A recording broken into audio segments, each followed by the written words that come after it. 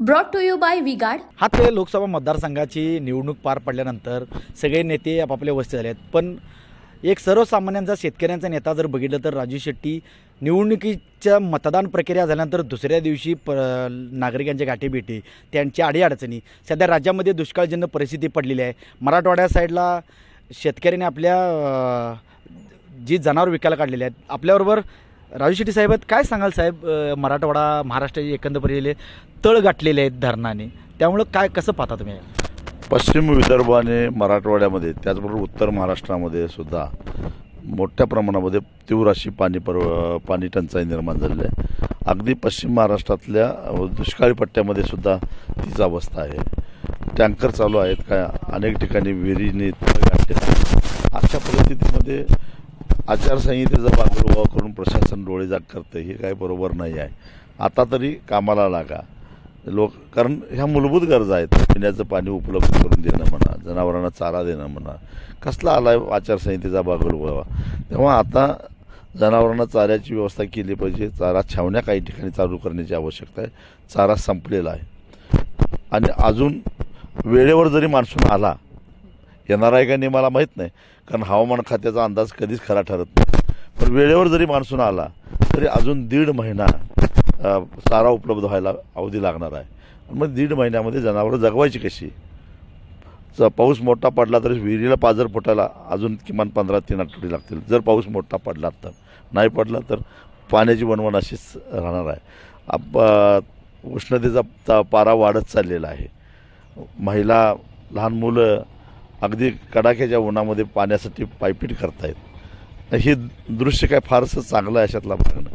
दुर्दैवानं कुठल्याही राजकीय नेत्याचं किंवा सरकारचं सुद्धा या गोष्टीकडे लक्ष नाही, म्हणजे ही खेदाची बाब आहे। निवडणुका संपल्या आणि अनेक जण हा असह्य होणारा उन्हाळा सुसह्य करण्यासाठी म्हणून युरोपमध्ये निघून गेले।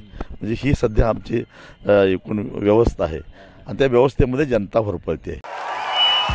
भाइयों बहनों, उनके राज में पावर रहे अनस्टेबल और हम रखे सब स्मूथ और स्टेबल। हमारा नेता कैसा हो, जो स्टेबल पावर दे वैसा हो। अब की बार वी गार्ड एसी स्टेबलाइजर का चमत्कार। प्रचारासाठी मुख्यमंत्री, उपमुख्यमंत्री, अन्य नेते महाराष्ट्राच्या कानाकोपऱ्यात पोचले, पण जशी निवडणूक संपल्यानंतर कुठल्याही नेत्याने दुष्काळजन्याची परिस्थिती पाहिली नाही किंवा धरणाची किती साठा आहे असं कुठल्याच नेत्याने म्हणलं आहे। पण एक शेतकरी नेता म्हणून तुम्ही चळवळी म्हणून आज गाठीभेटी मराठवाडा असू दे या सगळं तुम्ही जाऊन आलात, काय कसं वाटतं, याकडे कसं पाहताय?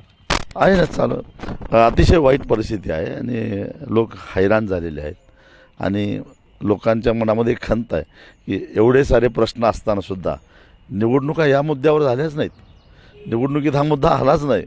दुष्काळ, पिण्याचं पाणी, अवकाळी पाऊस, शेतीमालाला भाव नसणं, रासायनिक खताचे वाढलेले भाव, ह्यावर अपूर्ण राहिलेले सिंचनाचे प्रकल्प, ह्यावर कधी चर्चाच झाली नाही। चर्चा झाली भलत्याच वेगळी, हा गद्दार आणि तो निष्ठावंत आणि हा जातीवादी आणि हे ते, ह्याच्यावरच चर्चा झाली।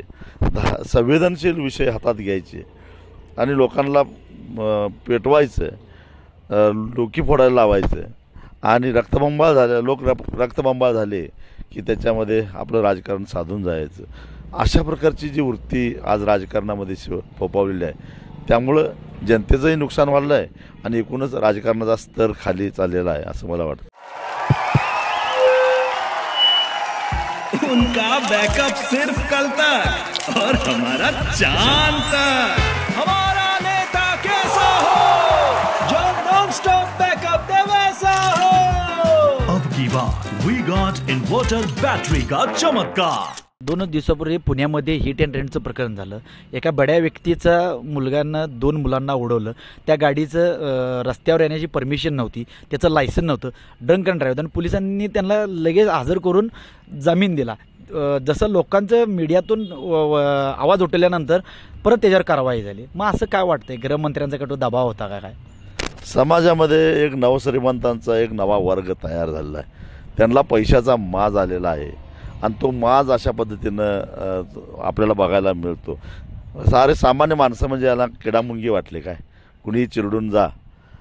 आणि संतापाची गोष्ट म्हणजे प्रशासन या नवश्रीमंतांचं गुलाम असल्यासारखं वागायला लागतं. बरं प्रशासनाचं तरी काय चुकलं म्हणा, कारण त्याने काही जरी कारवाई करायचा प्रयत्न केला तर वरनं फोन येतो. म्हणून ह्या अशा लोकांना पहिल्यांदा ठेचून काढलं पाहिजे आणि सरकार त्याच्यावर काही उपाययोजना करणार नसेल तर एक वेळ जनताच कायदा हातात घेईल आणि तो दिवस फार लांब आहे असं मला काय वाटत नाही. एखाद्या सर्वसामान्याचा अपघात जर झाला तर त्याला अटक होती, सगळं होते, त्याची प्रोसिजर होती. पण एखाद्या धनदांडक्याच्या पोरग्यानं असं उडवून 2 निष्पाप जीव घेतलेले आहेत, मग त्याच्यावर टुटुमुटुक कारवाई करून पोलीस प्रशासन असेल किंवा तिथलं स्थानिक पोलीस प्रशासन आहे, त्याबद्दल काय सांगाल? गरिबाच्या जीवाला किंमत नाही असा ज्याचा अर्थ झाला आणि असा एखादा जर कुणी सापडलाच तर त्याला वाचवायला किती लोक येतात बघा, त्याला मदत करायला किती लोक येतात बघा. अरे पण तो मेला गरीब, त्याला साधं हॉस्पिटलमध्ये दाखल करायचं सौजन्यसुद्धा कोणी दाखवत नाही. परवा होल्डिंग प्रकरण झालं, 17 लोक मेली, 100 लोक जखमी झाले, त्याबद्दल काय सांगाल? असंच ना, हा नवा चंगळवाद जो फोपावलेला आहे, मोठमोठे होर्डिंग्स लावणे, जाहिरातबाजी करणे, नियम धाब्यावर बसवणे, सामान्य माणसालाच नियम आहे हो, त्यांना कुठं नियम आहे. आता निवडणुकीमध्ये मताला 1000 रुपये या पद्धतीनं लोकसभेला पैसे वाटले गेले. मला सांगा, पैसे नाक्यावर पोलीस उभे होते, सामान्य माणसाच्या मोटरसायकलची डिकी उघडून तपासत होते पैसे आहेत काय. पण एखाद्यानं दवाखान्याला काढलेले बँकेतले पैसेसुद्धा जप्त केले आणि हेलिकॉप्टरमध्ये पैसे आले ते दिसले नाहीत का पोलिसांना. म्हणजे सामान्य माणसाला न्याय वेगळा, धनदांडग्यांना वेगळा, असं चाललंय सगळं. लोकसभेची निवडणूक झाली, जोरात फाईट झाली, धैर्यशील मिळाली, सतीजाबाद तुमची यात असू दे, विजयाचा गुलाल तुम्हालाच लागेल असं वाटते का? 100% लागणार, कारण अजून सामान्य माणसं स्वतःची अस्मिता विसरलेली नाही आहेत. जिथं त्यांना चांगला पर्याय मिळतो ते चटकन स्वीकारतात आणि मी निवडून आलो तर भारतातला सगळ्यात कमी पैशात निवडून येणारा माणूस असेल. शेवटचा लोकसभा मतदारसंघ आहे, भारतातला निवडून आल्यानंतर एक कसं वाटेल तुम्हाला? मला ह्या जनतेचा अभिमान वाटेल की एवढं सगळं मताला 1000 रुपयाचा दर निघालेला असताना सुद्धा अशा परिस्थितीत लोक जर निवडून देत असतील तर खऱ्या अर्थानं लोकशाही इथंच जिवंत आहे असं म्हणावं लागेल.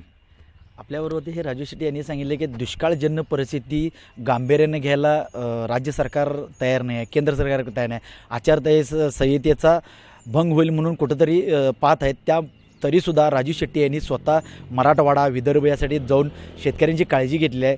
जर कोणाला काय अडचण असेल तर त्यांनी स्वाभिमानीशी संपर्क साधावा असं आवाहन केलं आहे. तसेच हेलिकॉप्टरमधून पैसे येतात पण सर्वसामान्यांना ची डिकी चेक केली जाते पण हेलिकॉप्टर चेक केलं जात नाही असा आरोप राजू शेट्टी यांनी केलेला आहे. त्याचबरोबर मंत्री इराण फॉरेन दौरा करायला जातात पण दुष्काळजन्य दौरा करत नाहीत, इथंच शोकांतित आहे असा आरोप राजू शेट्टी यांनी केला. कॅमेरामॅन निखिल विशेष, मी Sainath Jadhav, TV9 Marathi, Ichalkaranji. Brought to you by V-Guard.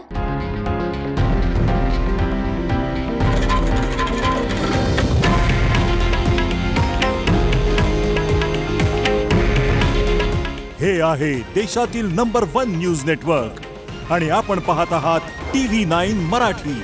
काळजी तुमची, हित महाराष्ट्राचं.